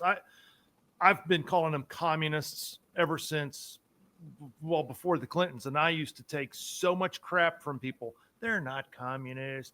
They're freaking communists. Well, lo and behold, what do we find out? They're all freaking communists. They were all Solinsky-ites. The Democrats have been communists forever. I mean, but we've been programmed. We have subjected ourselves. Public education. I contend none of this happens without the help of public education. The Democrats could have never done what they have done without public education. Couldn't have done it. That's why we've experienced the quickening over the course of the past 30, 40 years, because they finally got a government agency that was dedicated to hiring their sycophants and placing them in positions of power. They don't care whether kids know how to read or write or add or subtract, but they want them to know that it's okay if Heather has two mommies, and they want them to know that it's okay to change their gender like they'd change shoes. And they want them to know that anybody that disagrees with that is trying to kill them. The trans genocide is my favorite. By getting these people the mental help they need to accept the gender identity they were dealt at birth, we're committing genocide against trans people because we're killing them. No, Hitler committed genocide. Mao committed genocide. Pol Pot committed genocide. We're trying to get you to take your pills so you're not trying to put on a wig and prance through a school library and read stories to children while you're doing that. If you really want to do that, go to the old folks' home. Try that crap on them. Leave the kids alone. I'm really tired of seeing children be groomed and pushed. Yeah, and it's all being done through our public education system, and at our expense. At our expense, we're paying for it, and through the very worst possible type of taxation, which is property taxes. And this is, again, I have to calm myself down, Sam. I am absolutely astounded what we accept as normal, that our founding fathers are rolling over in their graves. Property taxes? John Locke is doing somersaults in the grave. Wait a second. Property taxes? That is the most evil, most vile form of taxation. That's close with the income tax. But nobody in Texas is a property owner. It's impossible to be a property owner. Do you want to explain to our wonderful listeners why it's impossible to own property if there is something called a property tax? Well, it's because you don't own it. You're paying the government rent on the property that you paid tax on when you bought it, and you pay tax on every year. The vast majority of people don't realize it because it's just added into your mortgage. But when you get to the point where your house is paid for, then you realize that the amount they want to add into your mortgage goes up every year, and you have little to no recourse in correcting them. And I've shown them actual sales numbers from houses that are near mine. They don't care. They have a formula that takes your house and compares it to other houses within a 5-mile radius that have the same basic square footage. Were they built the same year? No, but that doesn't matter. That doesn't matter. This is their formula, and it's designed to allow them to get the maximum out of you every year. And if you don't pay that, what happens if you don't? Sam, what if you have a bad year? What if, man, you get some bad laryngitis and you're just not getting your stand-up gigs that you normally would, and you normally do pretty good, but by gosh, this year's been a down year. I've had some voice issues, and hey, Mr. Uncle Sam, Mr. Greg Abbott, I don't listen. I don't have the $23,000 this year for my property tax. What happens? Well, what happens is the sheriff comes out, and if you speak, they put a notice on the door, and as long as you speak English, and you're not going K and acting like you don't really belong there, they'll have a sale, and they will sell your stuff right out from under you and put you out on the street. And you'll have to find it. Surely you're being a comic right now, Sam. There's no way. I only wish. I only wish that is exactly how they do it. And they, the idea that, well, we need to homestead it, and you can homestead it, and they'll take some off of it. And then when you get to 65, you don't have to pay as much. this is going to public schools, and we're wasting more money on public schools than we ever have at any time in the history of our nation, and we're not getting anything for it. We're getting plenty. Yeah, Sam, we're getting more than our money's worth, Sam. Yes, we're getting plenty of angry, blue-haired, nose-ringed, heavy-set women's softball players, and education has done more for the pharmaceutical industry than anything else on the planet. When you look at vaccinations and medications for boys, the public school system has done more for big pharma than anything else the United States government has ever done. Well, that's because big pharma has paid the government to do that. Exactly. Parents continue to put their kids in these government indoctrination centers, and it is disgusting. How many teachers do you remember that really made a difference in your life when you were a kid? There were two that I really remember that made me think a little bit. One was my civics teacher in my senior year, Mrs. Morgan. She was the first one that actually things began to click some. I'd already read the Communist Manifesto and some other things, but she made me think some things about, first of all, about the war of northern aggression. I was under the impression that, right? There's a slightly loaded phrase for there's a trigger point for today's youth. Yeah. We weren't taught that the Civil War was all about slavery. We had people that pointed out that part of the problem was the South didn't say we're gonna keep slaves whether you like it or not. The South said we want to be our own country and we're gonna quit paying you taxes, and that's when the bullets started flying. Because the North had all the industry, but they didn't have any of the raw material to do anything with, and they couldn't import that raw material. But they still wanted to. It's amazing how many people are. Go ahead. It's amazing to me how many people are so sure of the Civil War being completely about slavery, just totally about slavery. And if you ask them what the moral tariff was, MORILL, the moral tariff, they have no clue. Yes. And that's what it was. They determined that their Peckerwood hayseed cousins down south were not going to get the opportunity to make the same kind of money they were making up north because they were smart. And the people down there, they were just dumb hicks, and they should be left to suffer. Yeah, I had a teacher in the 6th grade, Roger D. Leach, Quincy, Illinois. My parents divorced, remarried. We moved to Quincy for a couple of years on the Illinois side, which rubbed my nose in the fact that I never want to live in Illinois ever again. But Roger Leach was an amazing man. 76. He brought in his flintlock, and he set it up for all of us kids to take a good look at. And he showed us how you had to prime the pan, and then you had to let the frizzen down after you'd already put the charge in the barrel. And he showed us the paper cartridges that the American soldiers that were using, how you tore it off with your teeth, stuffed it down in there, rammed it home, and then primed the pan. And then you got one shot out of a smoothbore. One shot out of a smoothbore 12 gauge, firing a big honking hunk of lead, and you were lucky if you could hit a target at 60 or 70 yards. You really had to have a lot of practice in order to do that and be really consistent with your loading. But the thing that he said to me, and to the whole class, that stuck with me, there was a kid that wasn't. We would have a civics pop quiz every Thursday. And he hit us with the civics pop quiz, and the kid raised his hand and answered the question, but he didn't answer it all the way. He just said what the event was. And Mr. Leach said, "What did you think about it?" And he said, I don't know. He said, "What do you mean you don't know? You learned about it, but you didn't think about it. You didn't give any thought to how this might affect you." And he said, "Well, I don't know." And the kid got frustrated and said, "Why don't you just tell me what I'm supposed to think?" And Mr. Leach about blew a gasket. He went, "Man, I am here to teach you how to think. What you think is your prerogative alone.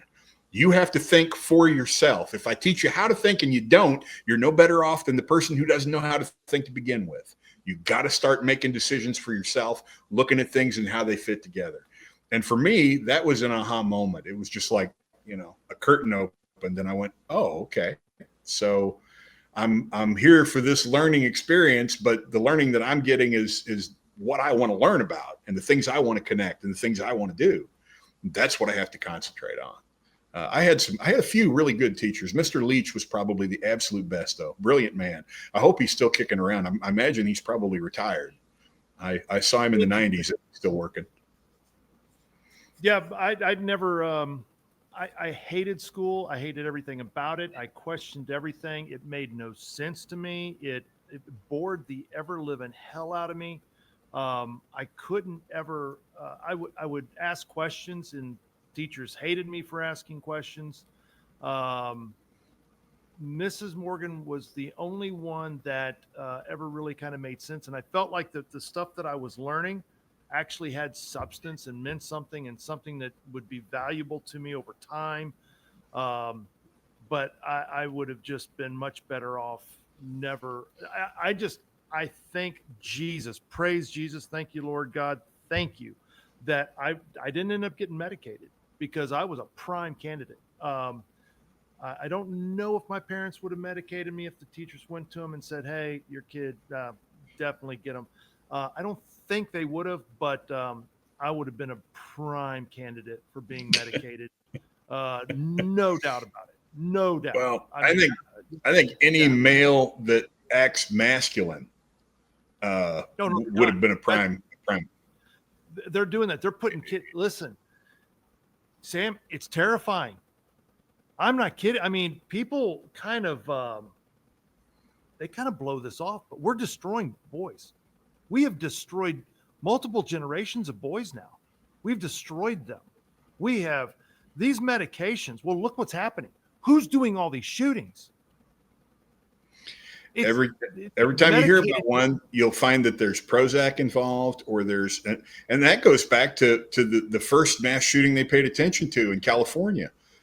He was on Prozac, and nobody spoke about it. Nope. And I've known people who've gone on Prozac and not had any trouble with it, but I also know people that have gone on Prozac that have really, really, really had an issue. And Sam, zip. Yep. I mean, it's Russian roulette. I don't care what anybody says. It's Russian roulette with your kids. Your kids. But they don't see it that way, because as far as they're concerned, we're not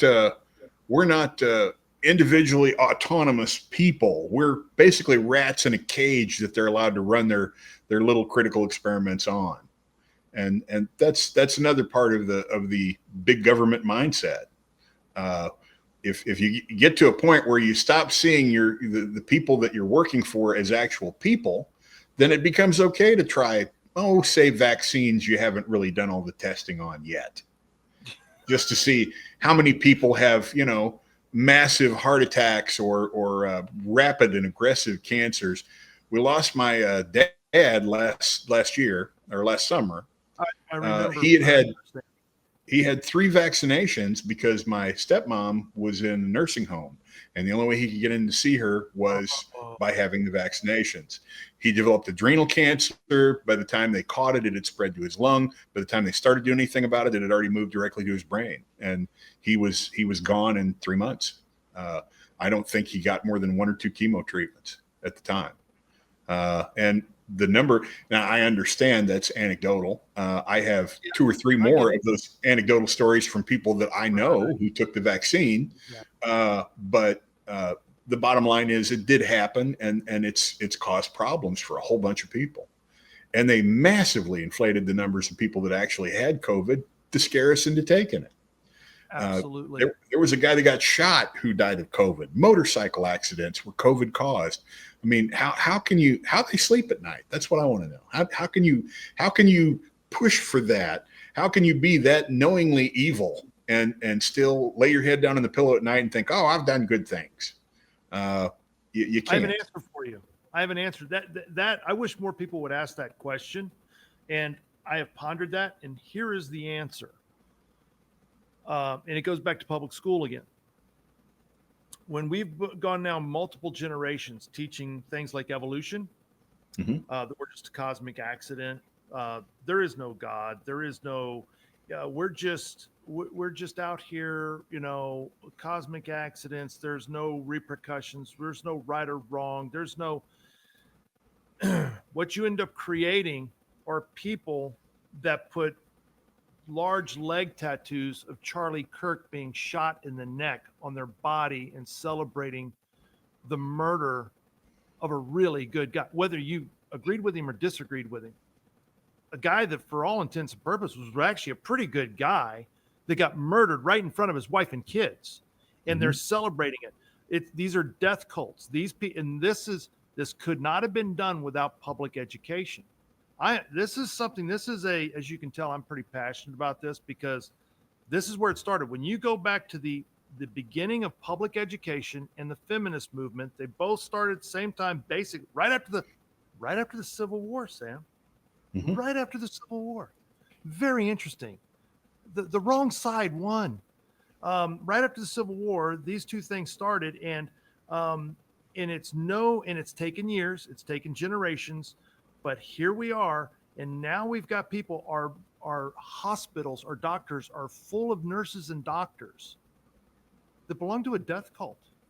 They believe that murdering babies is perfectly fine. They believe, hey, I'll give somebody a shot. If it kills them, it kills them. Hey, what's the Hippocratic Oath? What? Well, You got doctors that do these transgender surgeries on prepubescent boys and girls? Okay, here's the answer. This is public school. This is public education. This is government indoctrination, generation after generation after. And now we are reaping the whirlwind. And yes, it's public schools because parents are lazy. Why have a kid?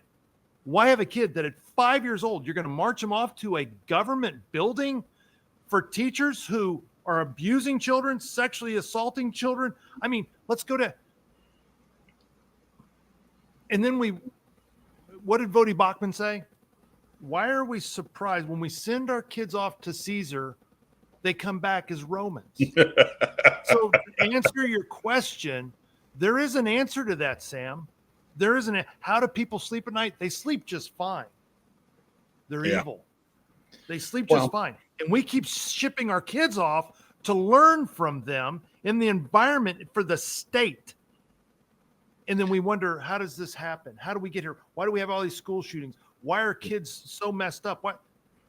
One of my favorite argument enders, and as a comic, of the vast majority of the comics that I worked with were all progressive, liberal, and I always engaged them, and I always spoke with them, and I always did my level best to be polite. But the big point that I always made, they would always at some point in time bring up, well, the government won't let the CDC do any kind of study on gun control anymore, and the AMA has constantly come out and said that they're in favor of gun control.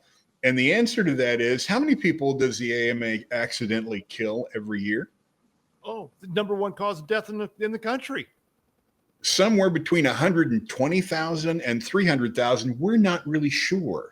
People are killed by medical misadventure. Now, if you were the person that was engaged in said misadventure, don't you think you'd think it was in your best interest to see to it that those family members were not armed? I agree.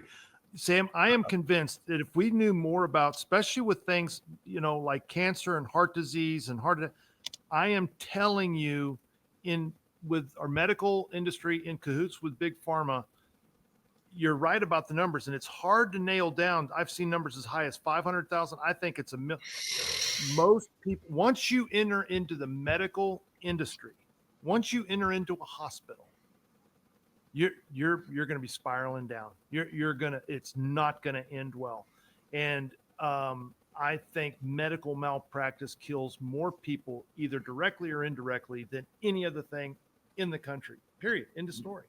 Well, if you think it's bad now, wait till we get that new crop of DEI specialists. No, it's already happening. Yeah. It is happening. That's where we are at. I am, Sam, and now mixed with Obamacare, which, well, listen, I had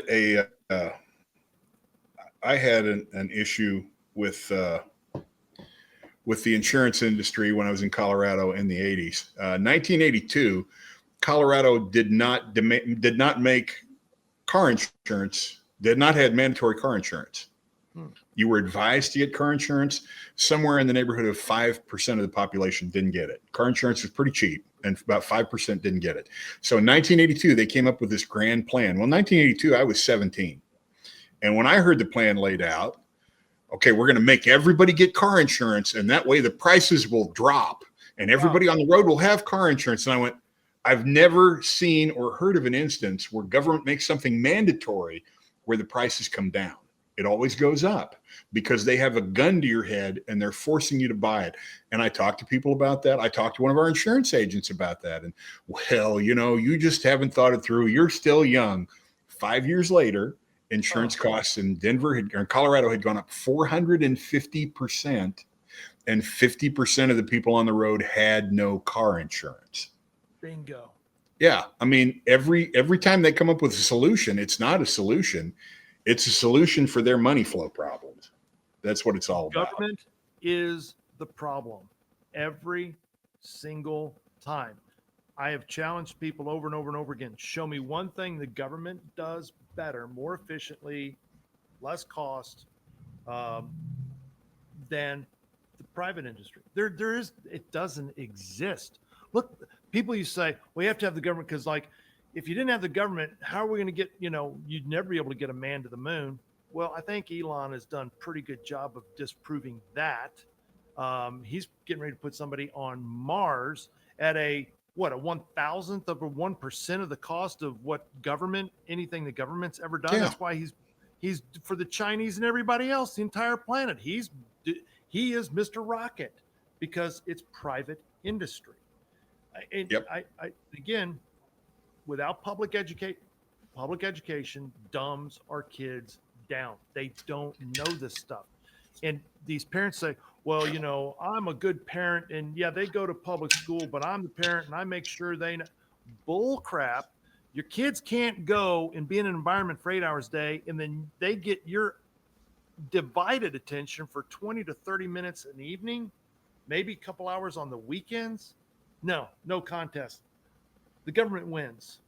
They own your kid. The government wins. Now, I do say, since we've seen, unfortunately, the silver lining to Charlie's assassination, this youngest generation, Sam, and I never thought I'd be saying this, they're giving me a little ray of hope.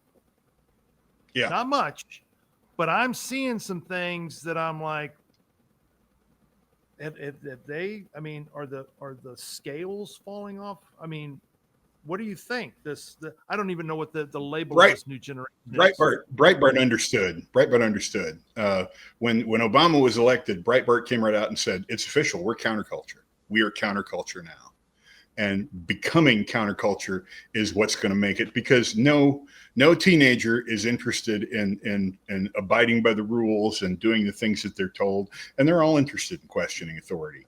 And it doesn't take many to start, and they'll start to convert a whole bunch of the rest of them. That's just how things are. So we're counterculture now, and there are a lot of younger folks that, those that can read miraculously, that are looking at it critically.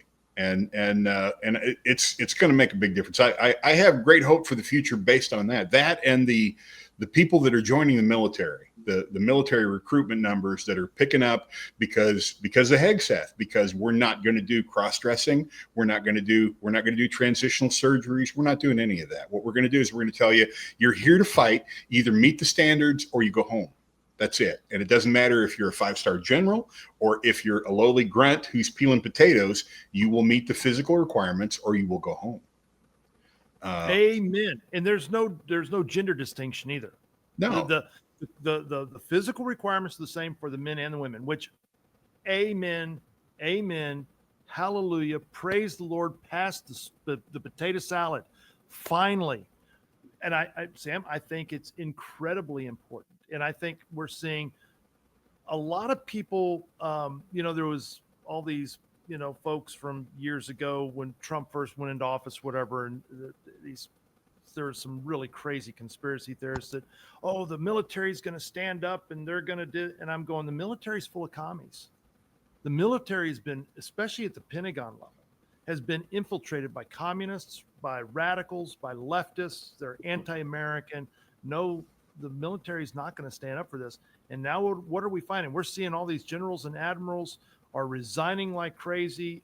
We're seeing a shocking number of TikToks by military personnel that are in violation of the UCMJ, and they're going to find themselves discharged, hopefully with at least, if not dishonorable discharge, bad conduct discharge. We used to call them big chicken dinners, of these soldiers, airmen. I haven't seen any Marines yet, but I'm not saying there's not any, but there's a bunch of them that are showing their ass, and they're not American.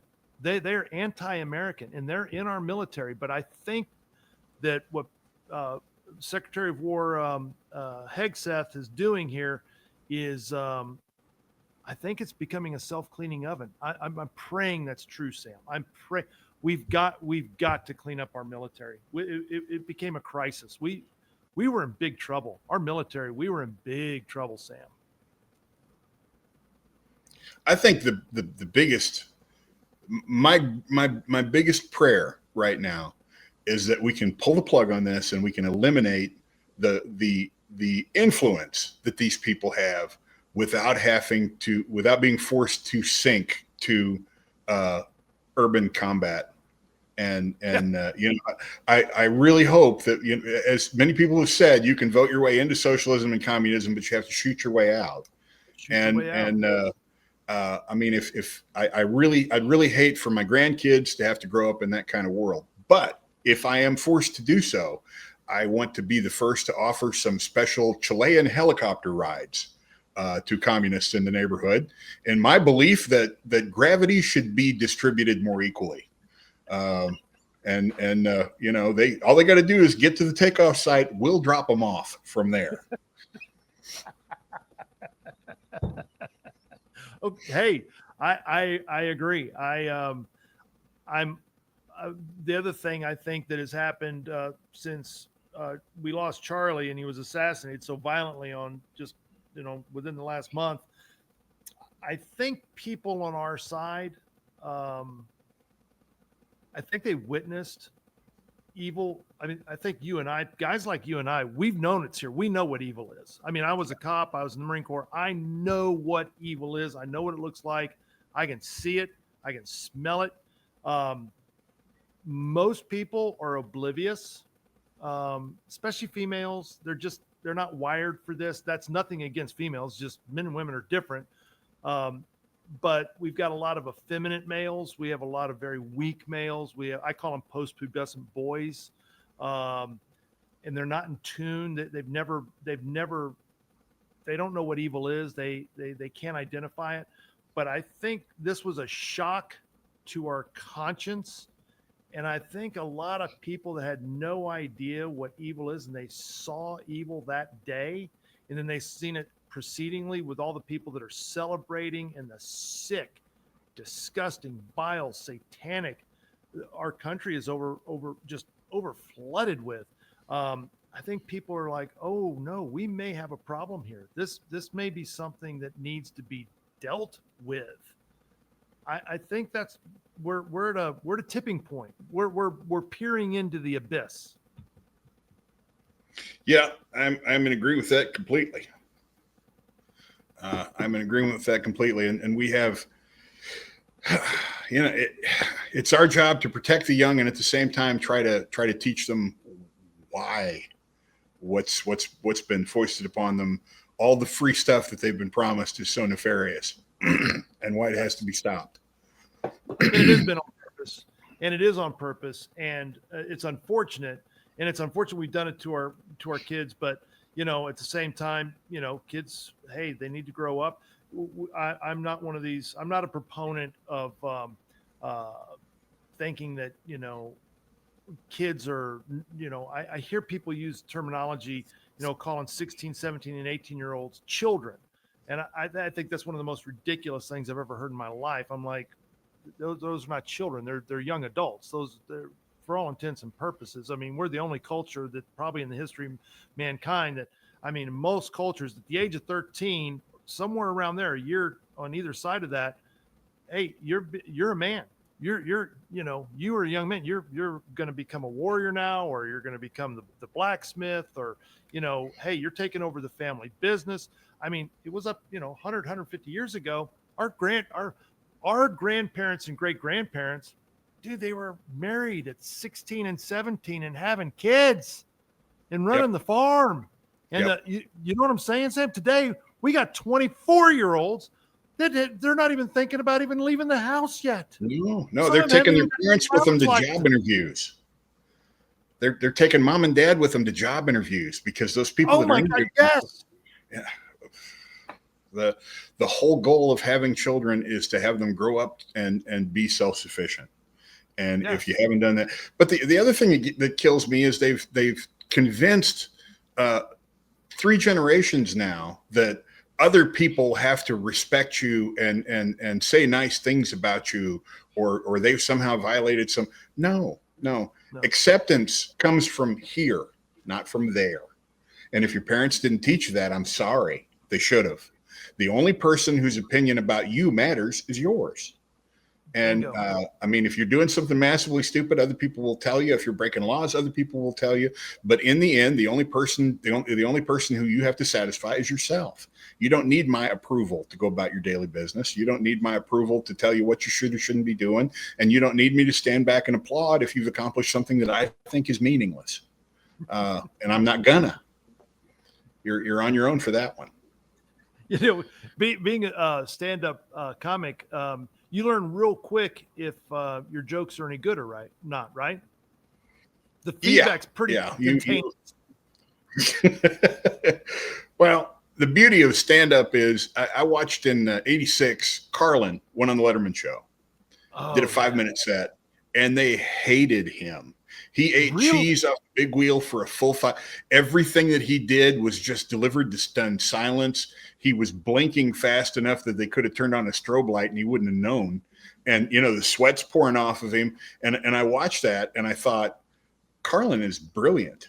And if that can happen to George Carlin, that can happen to any comic. And it does. We all get our turn in the barrel, and we all end up someplace where nothing that we throw is going to work. And it does. I was in Slave Lake, Alberta, working for Yuck Yucks in Canada, and had a room full of people that the club didn't want to do a show. So they encouraged people to come in and sit with their back to the stage.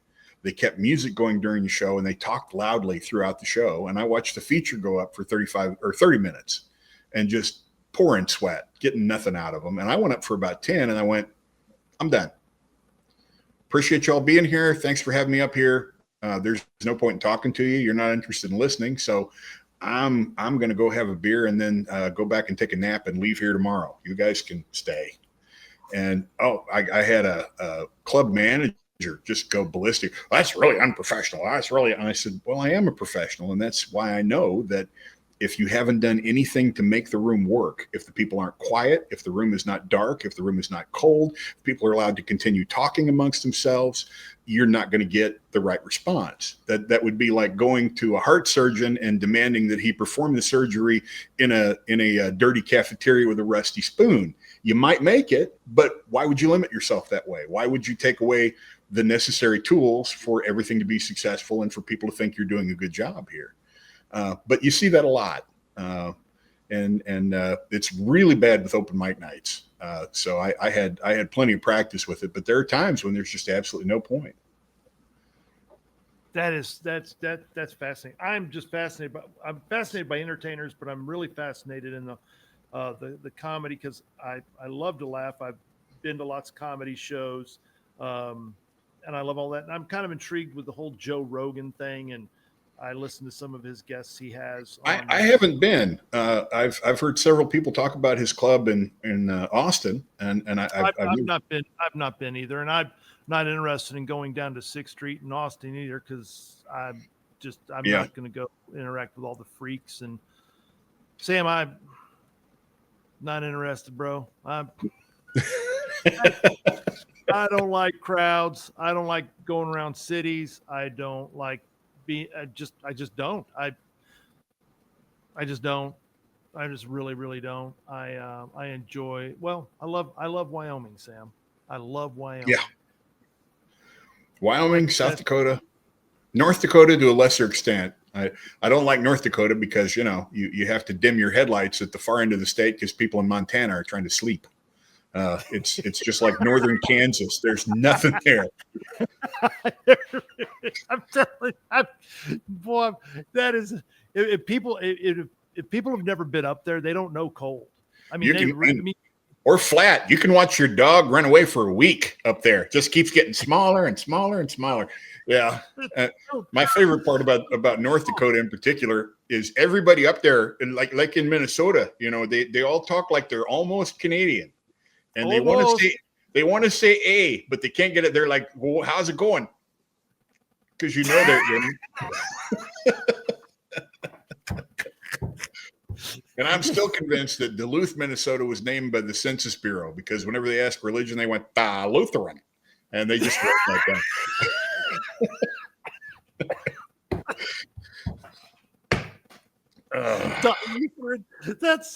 That is so true. No, it is. Listen, you get up there and everybody's like the Hanson brothers, man. And but I'll tell you, the thing I love about it is that for the most part, people are fiercely independent. If you need a hand or if you find yourself in trouble or something like that, somebody's always there to help. But nobody gets in your business, bro. And you take care of your own issues. Listen, when you're living up there in some of these places in Wyoming or Montana or South Dakota, there's no 911. If somebody's out acting a fool or messing with your stuff, it's a self-cleaning oven, man. I mean, I shared a link today that I didn't have a chance to go over, but there was an 11-year-old girl in Montana alone at her home in a rural area, and her father had gone to work. She was home by herself. Two men busted down the front door, and she was a skeet shooter. She went to daddy's bedroom, got the Mossberg 500 and loaded it with, I'm not sure if she used buckshot or birdshot, but she caught the first one at the top of the steps, headed for her room, and killed him. And the second one was starting to climb the steps and was reaching for a gun, and she got him at an angle down through the shoulder and the chest, and he died on the pathway in front of the house. Oh, freaking awesome. Yeah. I love a happy end. I love it. One guy had a 45 auto that they'd taken from another house, and they had knifed another homeowner to death shortly before that. So, I think in those situations, if government wants to do something positive, how about we make sure that little girl's tuition is paid for? And how about we make sure that little girl gets any kind of psychic eval and therapy and counseling possible to let her make peace with having to do something that should only be in the purview of an adult. But she should be awarded for it, and that's who we should be taking care of. That's who we should be praising. If instead she was running a flotilla to Gaza, why the media would be all over it. But because it's a positive story about guns, you won't hear it a second time. Was that a Greta Thunberg? Oh, reference? you mean Pippi Longnagging?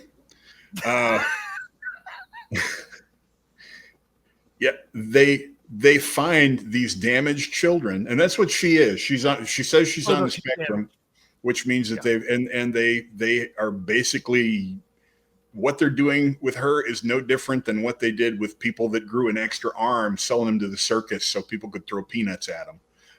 That's not a way for a kid to have a childhood. That's some Jimmy Carter crap right there. I asked my 9-year-old daughter, Amy, what was the most important thing? And she said, Daddy, nuclear proliferation. Now, I looked at his daughter, and I don't think I ever saw her when you couldn't see paste on the outside of her mouth. Okay, Sam, hang on now. You're going to have to back up just a little bit. What were you referencing? That was Jimmy Carter in the debate. That was the first Reagan debate, wasn't it? Yep.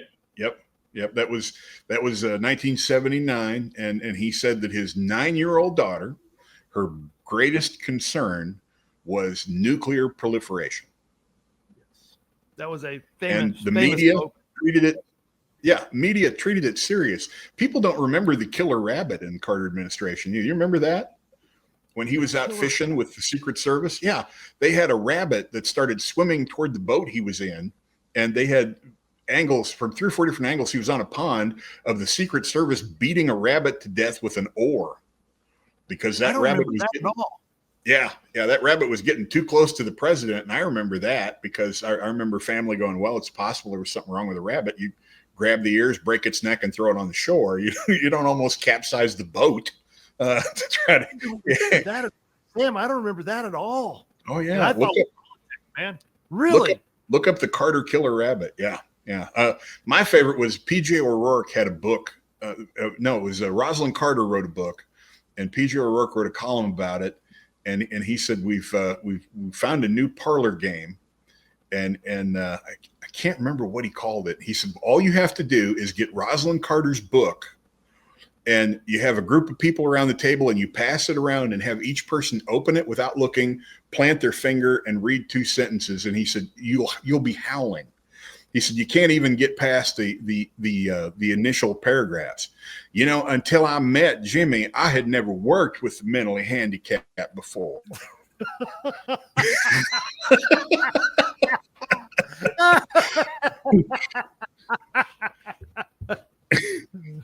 and his mom.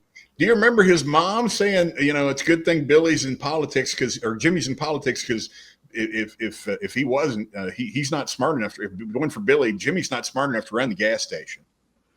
The whole time, his family was like, "He's an idiot. He's an idiot. We know he's an idiot. We understand." The whole time, Sam. The whole time. I remember Billy Beer. Yep.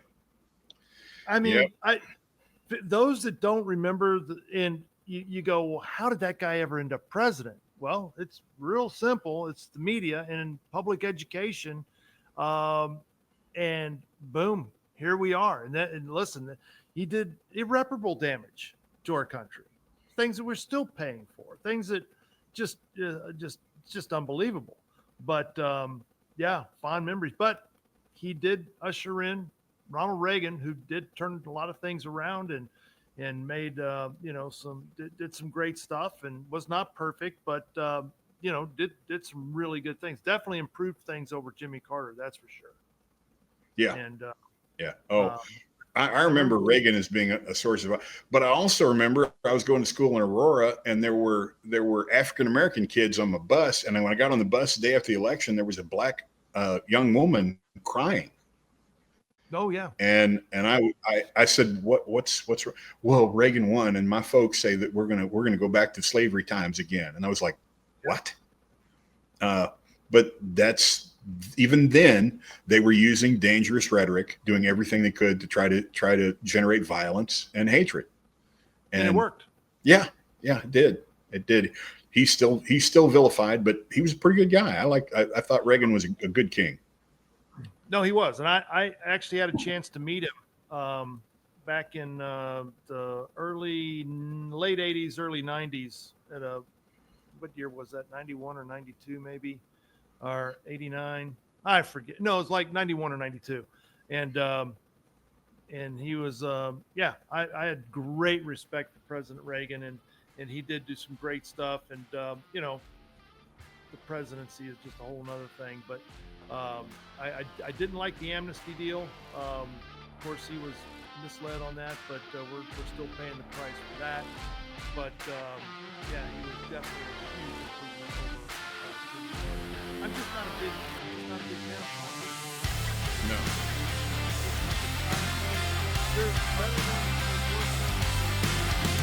Carlin was right. Anybody that wants a job should